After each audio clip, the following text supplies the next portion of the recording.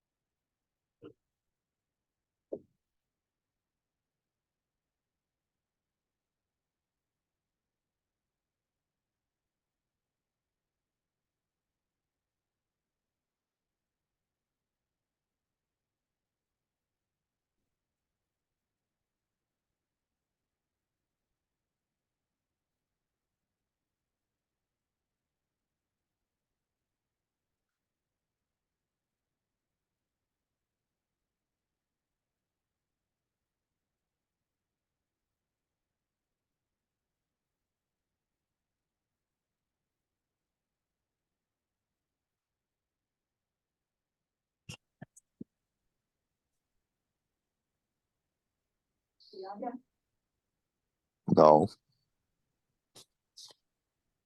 Good morning. Good morning. Wait. Good morning, David and Lois. Good morning, Sam. Good morning, Rabbi. Morning, Rabbi. I apologize so Why? much for yesterday. Everyone was asleep. We invited we only had like 4 or 5 people over. It was supposed to be just dessert and a quiet thing. Lois wound up talking to one of her guests until 7 o'clock in the morning. She slept over at our house. So everyone was fast asleep at 11 o'clock. Who was So it anybody I know who stayed over? Sue Bass, I don't know if you know her. I don't know. She's a friend of Larry Bass, and she's a really nice lady. No, Liz, hi, Rabbi. Good morning. Hi. Hi. Good morning. No, Liz still couldn't come. She was testing positive, and She's still testing positive? Yeah, but I've heard that even if you're not contagious and you don't, you Yeah, can they still do say test that. They do say that on this a certain. They do say that it can last for weeks after, and it doesn't mean you are, right? I remember them telling us that during the. Anyway, Happy New Year to you. Yes. Happy New Year. So I hope I didn't waste your time yesterday. You did not waste my time. My time was not wasted. I did miss you. It's not that I don't miss you, but my time wasn't wasted. Yes. Oh, did you do your extracurricular reading? Not yet, of course. Of course. I am. You're a chassid no by heart. excuse. There's no excuse, but I will. I very much will. Yes. Because I take your recommendations seriously. Okay. I hit the wrong thing last time. Let's try not to do that again. Okay. All right, we're going to just move on from our subject. Again, the subject matter that we were previously looking into was there seems to be a mitzvah to set up a Sanhedrin. It's one of our 613. So why haven't we done it? So that's why we're looking into that. Okay. Next, in Mitzvah 177, that is that he commanded all judges to equalize the litigants, that each of them be heard, whether his words are long or short, and that is, may he be exalted, saying, with righteousness shall you judge your fellow. And the explanation appears in the Sifra of Kedoshim. Again, the Sifra is a collection of halachic midrashim. It might appear as something like a Breita or something akin to a Mishnah kind of presentation, but it's a collection of midrash. That one not be allowed to speak at length, and the other told speak briefly. And that is one of the intentions included in this command. It's not the whole thing, but it's one of them. And it also comes to teach that each person is commanded to judge an argument between two litigants according to Torah law, if he knows the law. And they said an explanation. By Torah law, one must judge one's fellow, as it is stated, with righteousness shall you judge your fellow. And also included in it is that one is obligated to judge his fellow favorably and interpret his actions and his words only for the good. And the regulations of this commandment have already been explained in the Mishnah, in scattered places in the Talmud.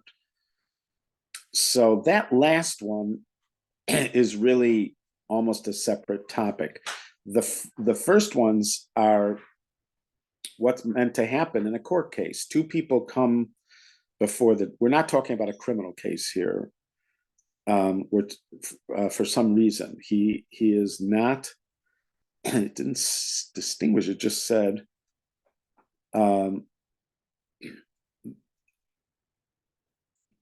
he did this, I mean, the verse, B'tzedek tishpot amisecha, sounds like it's talking to judges in what would be criminal and civil cases, but that's not how the Rambam characterizes it. He goes right to what would be civil litigation, which would have two people, and one person claiming the other person owes him money. And that you have to make sure it's a fair trial. A fair trial, for some reason, one of the big issues is giving each one a chance to tell over their story. I was only involved in one case before a Beit Din. It was a case where somebody was accused the Torah Learning Center of taking money that wasn't ours. And the way it happened was, this was several years ago when Ali Rosenthal was still the office manager at Torah Learning Center. We got an email, and the email told us to expect a check from a foundation for $5,000. And so Ali called me to ask me who this person was. Do I know this person? Because she didn't recognize the name. And it ends up that I did know who this person was, but I only had a sort of vague connection with them. I had met them. I'd been introduced to this person by somebody else. And he seemed like a very nice man, but there was no, it was weird that we would be getting a check for $5,000 from this person, because I really didn't have much contact with him. I knew he was, but I didn't have much contact. So when you get a check from a foundation, they tell you that the foundation is really who's sending you the check, not the person. The person, once they set up this foundation, it really leaves, they have obviously enough control to decide where it goes, but you're not even supposed to say, like, you're not supposed to send like a tax letter to them or anything like that. But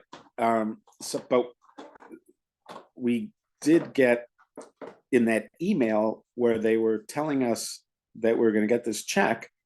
The person who sent the email was left their contact information. So Ali called this person. I think at this point we were together in the office when this happened, but she contacts this person, and the other anomaly was, it was not written to Torah Learning Center. It was written to the Illinois Center for Torah Learning or something like that. Now, when we Googled the Illinois Center for Torah Learning, we came up, even though that's clearly not our name. So we weren't, again, sure if this was a mistake, what's going on. So we contacted the person who sent us this letter, and this person, and Ali asked this person if they knew the Torah Learning Center, because it came to the Torah Learning Center, and we're not called the Illinois Center for Torah Learning. And he said, that's okay. It was meant for you. We asked him, are you sure it was meant for us? And he said, it is meant for you. And you can cash the check. So we cashed the check, and it happened to be during a time when we were like very low on funds, and so it all got spent in a second. And then several weeks later, we get a letter that a mistake was made, and this money was not meant for us. It was meant for another organization. Now, at that point, all the money was spent, and we didn't have anything. We couldn't pay back the $5,000 at that time. So we told them that we can't pay it back right now. We'll try to pay it back when we can. So this went on for maybe a year and a half. Every once in a while we would send them some money.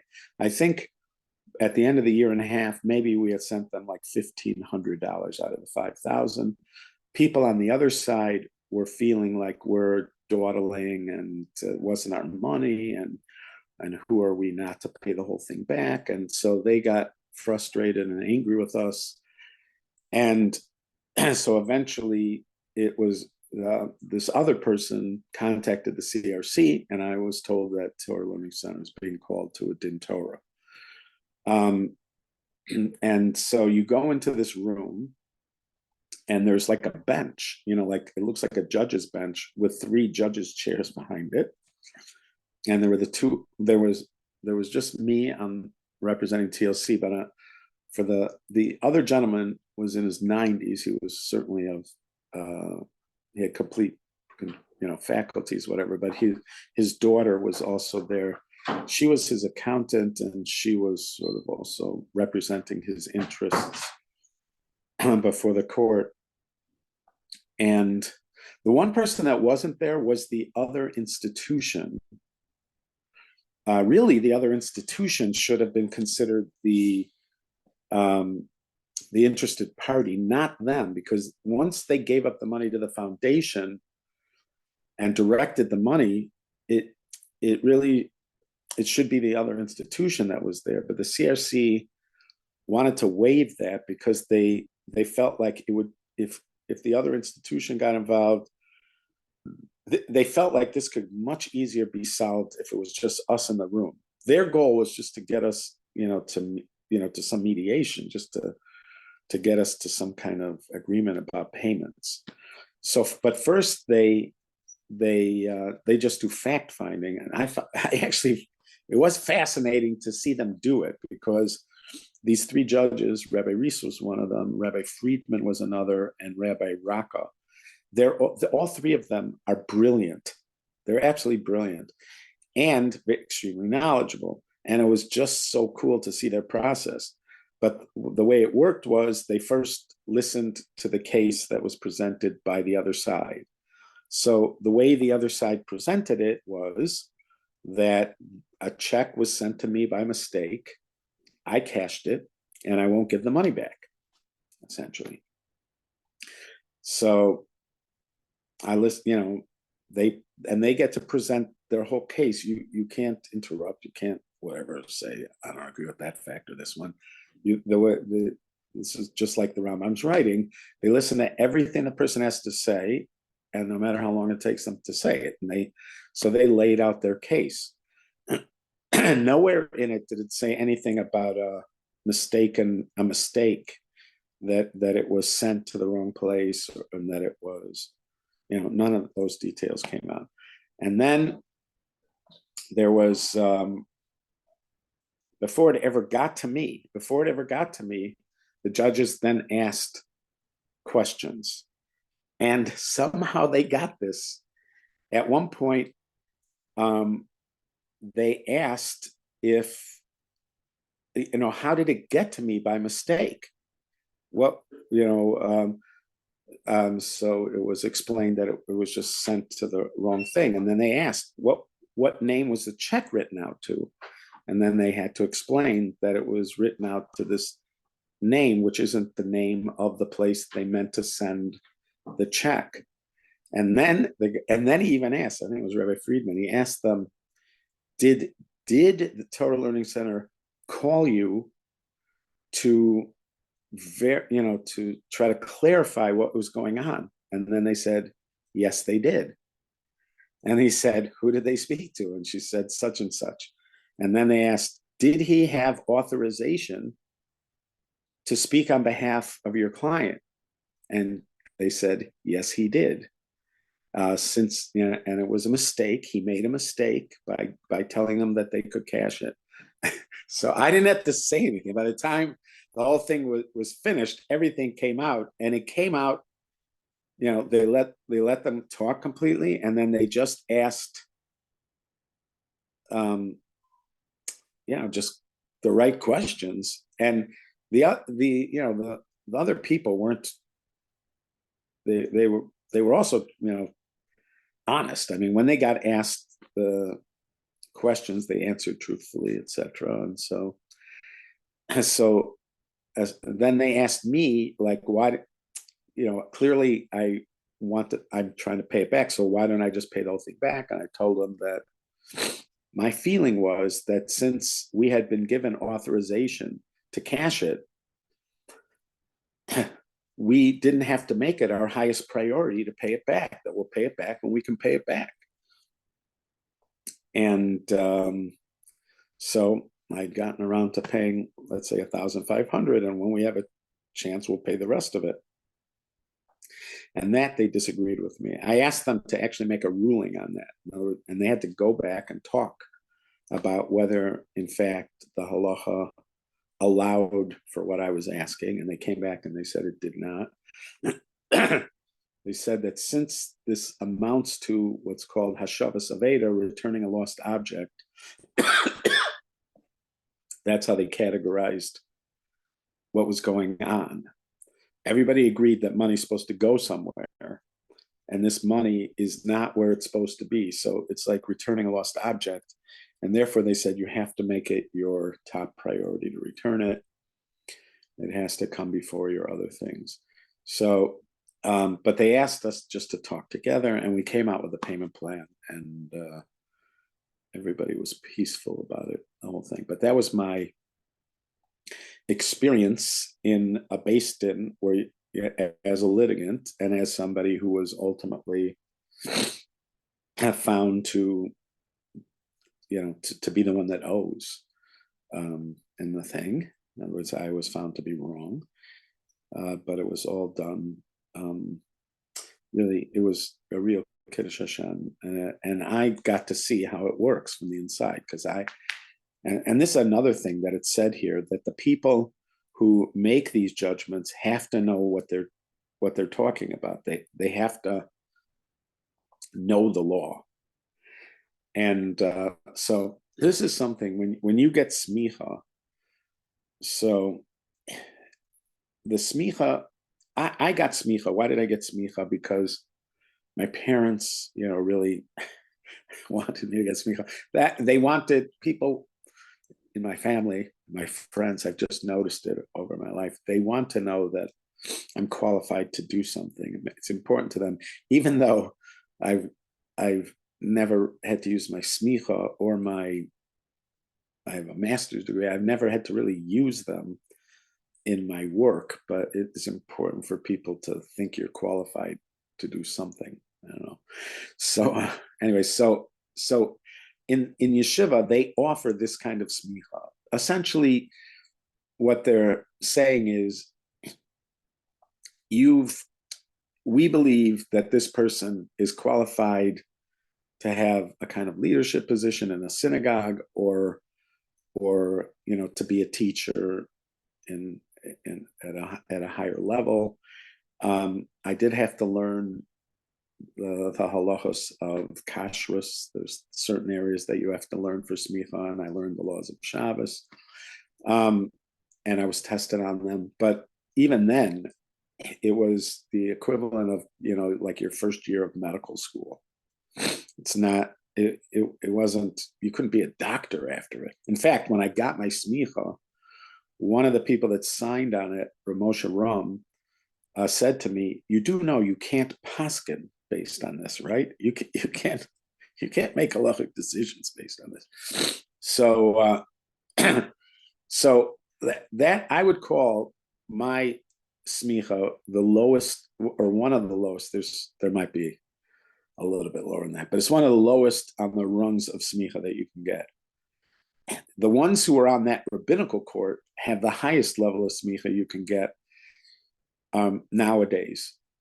We were talking the last week about real smicha, the kind of smicha that allows a judge to be on the Sanhedrin, or allows you to be on a court and to assess penalties and fines against people.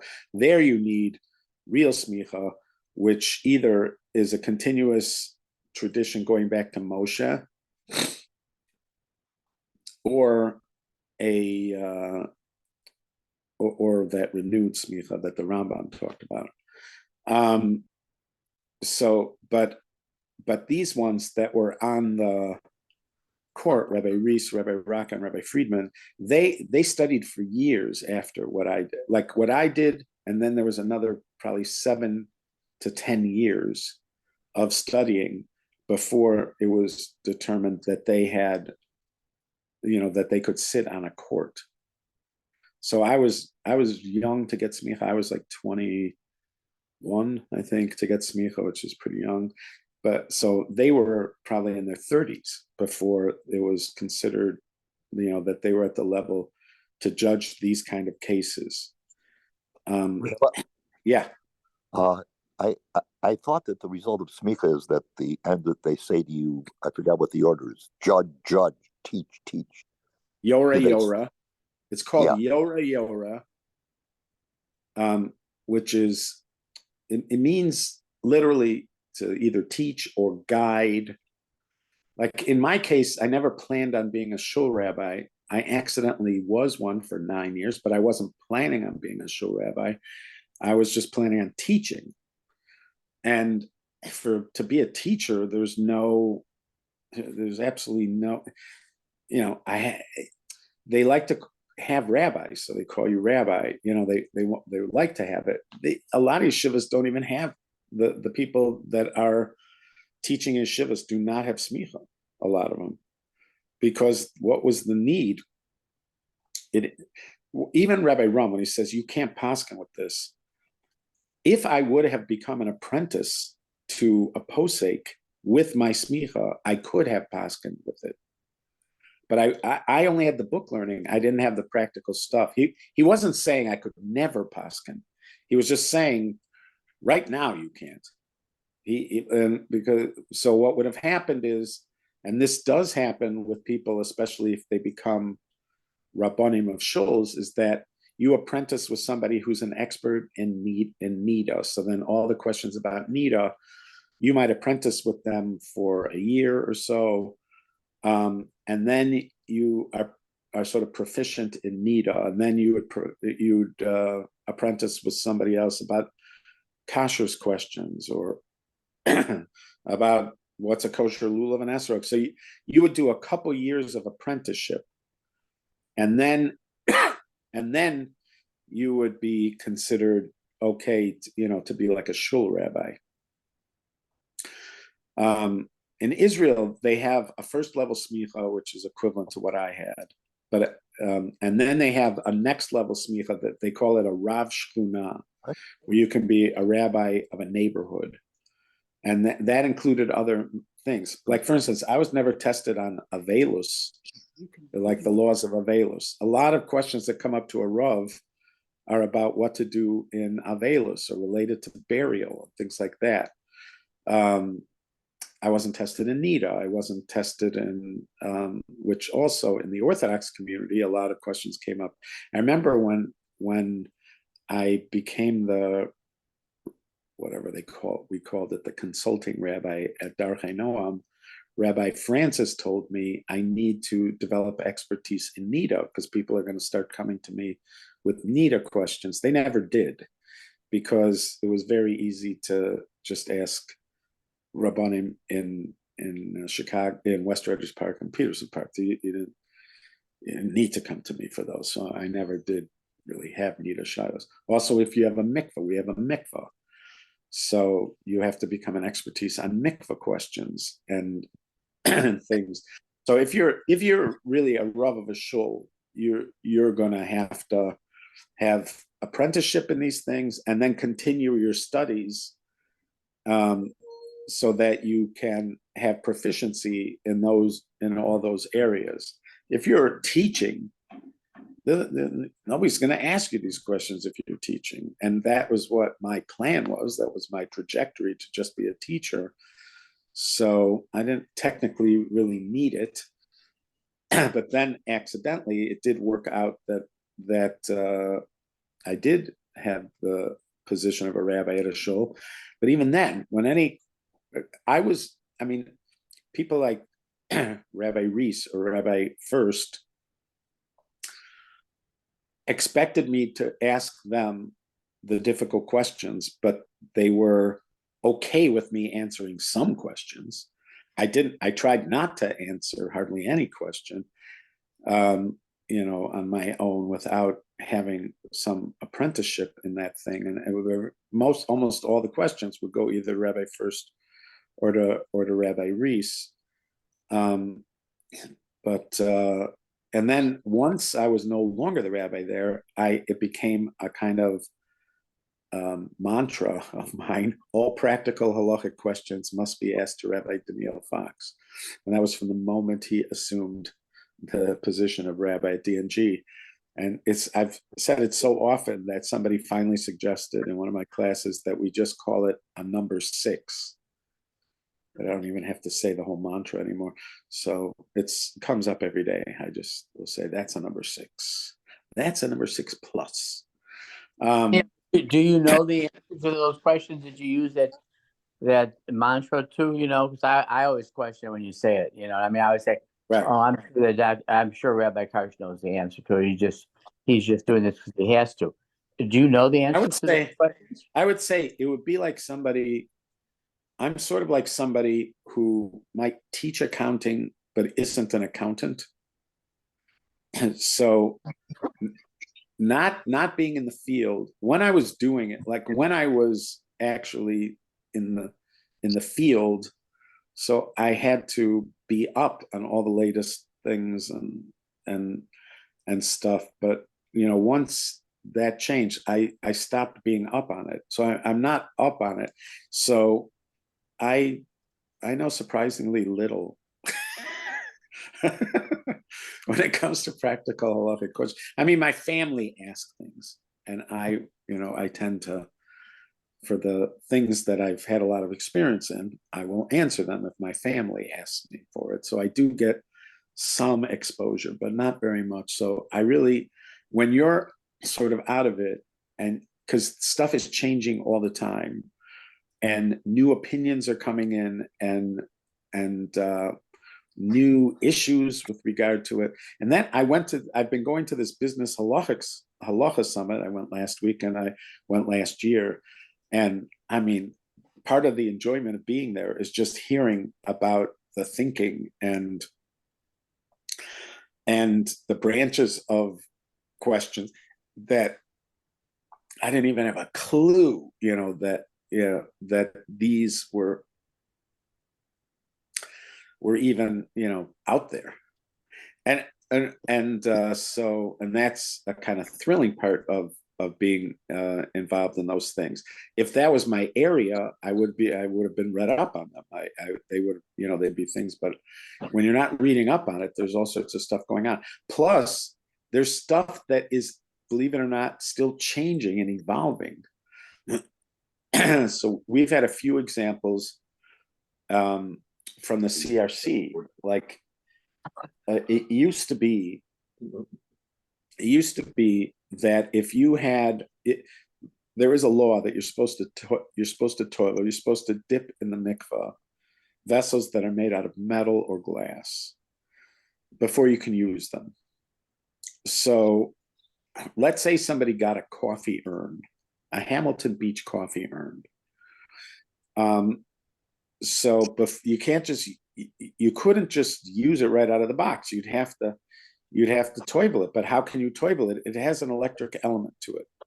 Now, all the years I was in Israel, they would tell you to just dip the whole thing in the mikvah, including the electric element, and then give it a week to dry.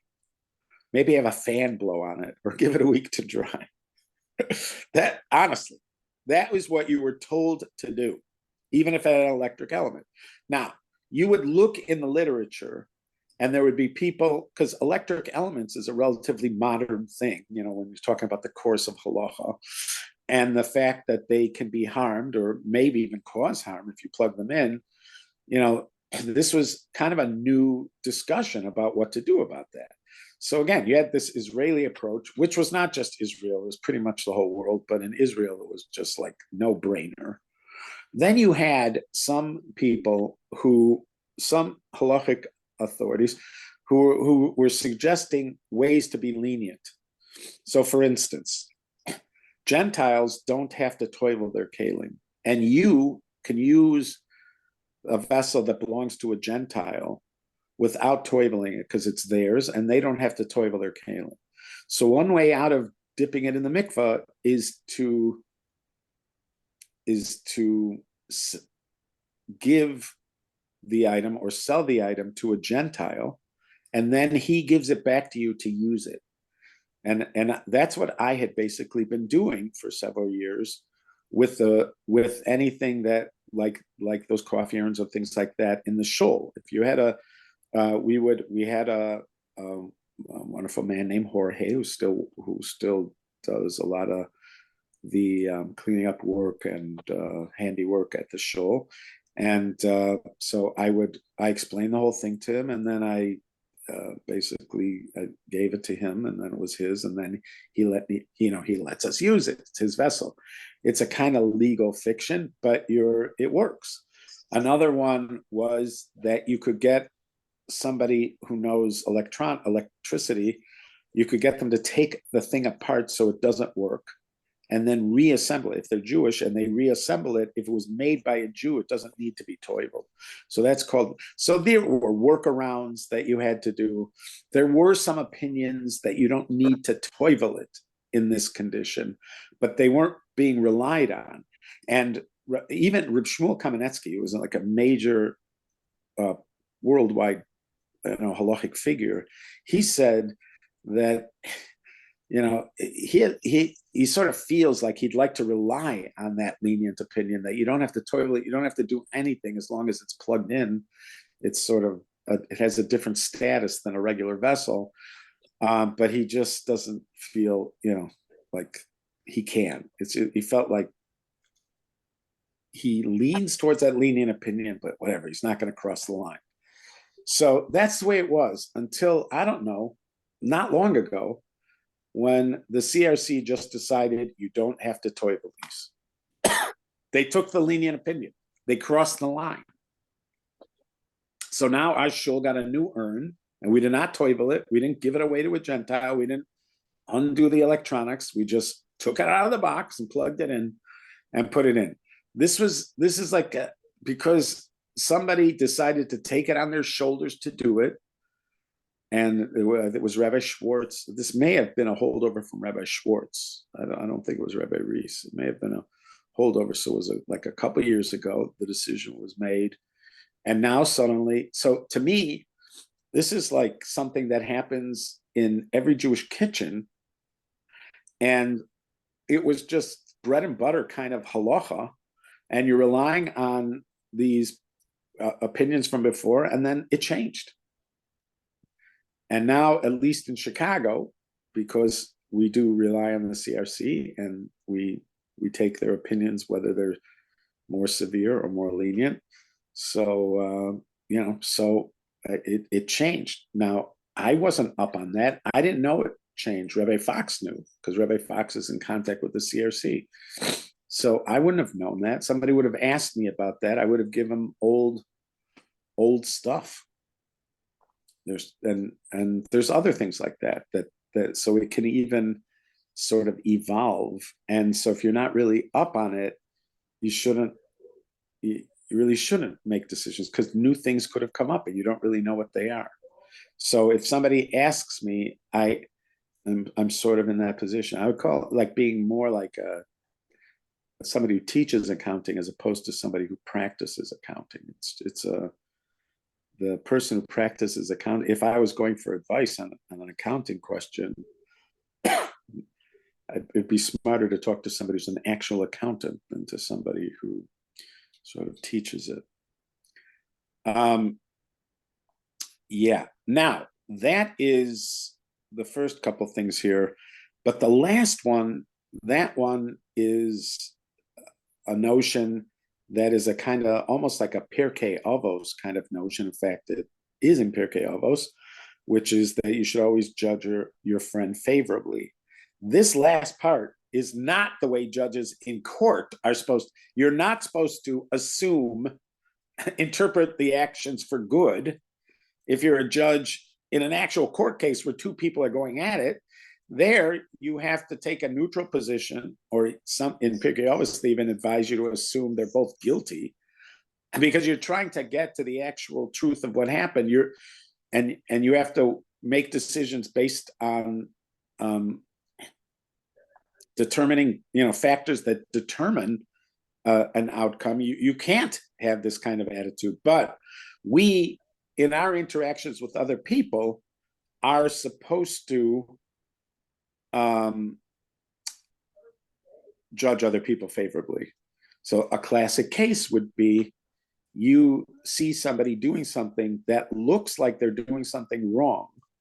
You have to withhold judgment. And if you can if you can interpret it in a way that it wasn't wrong, then you're supposed to go with that interpretation. You're not supposed to assume the worst.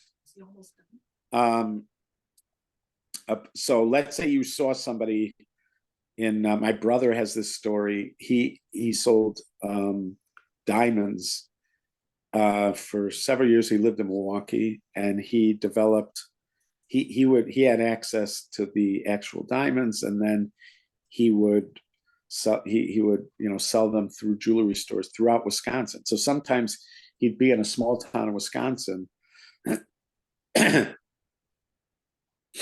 and he and so one time he had to go to the bathroom really badly, and there was a gentleman's club in that town right near where he was, and he's thinking, I'll just go in to go to the bathroom, nobody will see me, and then I'll come out. But then he goes, no way, I can't do it, there's no way I can do it. And so he drove on, and in pain, having to go, but he just decided there's just no way. So he at some point a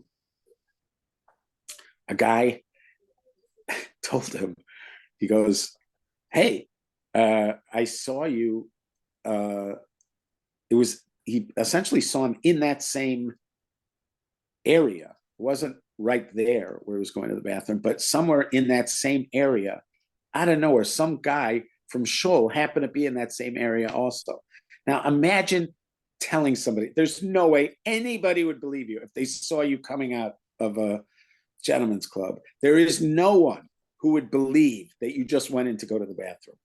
Nobody. But it would have been the truth. It would have been the truth, but nobody would believe you. So you may be asked. Again, it depends on. There's actually, this is a subject where there's lots of issues, and there's all sorts of qualifiers and things when it comes to this. But you may be asked to suspend that and to interpret it in a positive way when it comes to somebody else. Again, based Betzedek Tishbot Amisecha, they're saying that this is what's being asked of you. There's another story, I think Rebbitzin, I forgot who told the story. It might have been Rebbitzin Samet who told this story of a woman who was sitting on a bench and she took out some potato chips, a bag of potato chips. She had the bag next to her. She was eating from the potato chips, and another woman sat down on the other side of potato chips. And after a while, she sees this woman dipping her hand into her potato chips and eating her potato chips without asking her. And so she, she was taking from the bag. This other woman's taking from the bag. She's taking from the bag. This other woman's taking from the bag. It was only later that she realized that she had been reaching into this other woman's potato chip bag. The other woman had also taken out a potato chip bag, and she herself was the one who was taking the other woman's potato chips. I mean, this is a small story, but it's just the kind of thing that happens where we're just offended and so sure that somebody's done something wrong, and then we realize that we were the one who was doing something wrong. Those are just two drops in the bucket of this subject of judging another person righteously. And you can imagine in cases where there's hard feelings between people, or the community is, especially things that sort of rumors that start to develop besides Lashon Hara, there is just this thing that there are certain people that we tend to give them the benefit of the doubt, and there's others that we don't, and we're being called to give everybody the benefit of the doubt. But they've shown, by the way, that when it comes to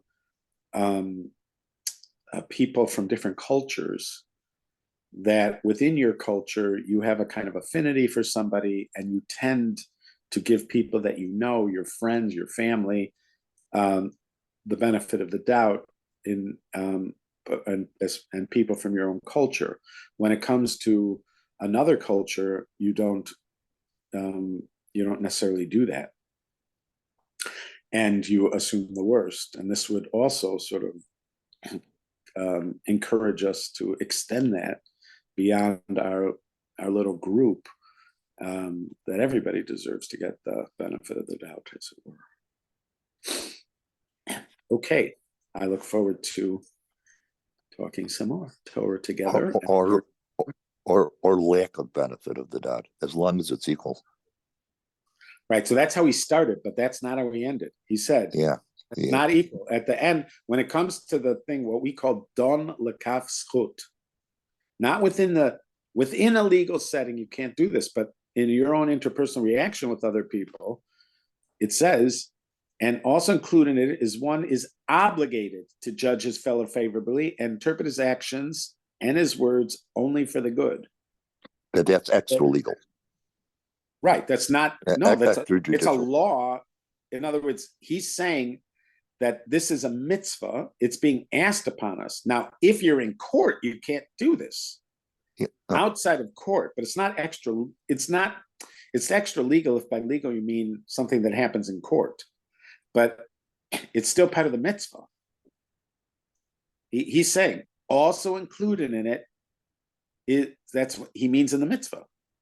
Also included in it, in the mitzvah of the B'tzedek Tishbot Asami Secha, is one is obligated to judge his fellow favorably and interpret his actions. Again, there are caveats, there are exceptions, but he is saying it's a mitzvah. It's a chiyuv, I guess, is how you'd characterize it. You're obliged to it. Even in court, but not in court. Not in court. Okay. Not in court. Okay. Not in No, court. I'm okay. Okay. Yeah, so we're on the same page? I think so. Okay. What page is that? That's the problem. Page 47. No. Okay. All right. All right. Okay, Be well. Thank you so much. All right. Bye-bye.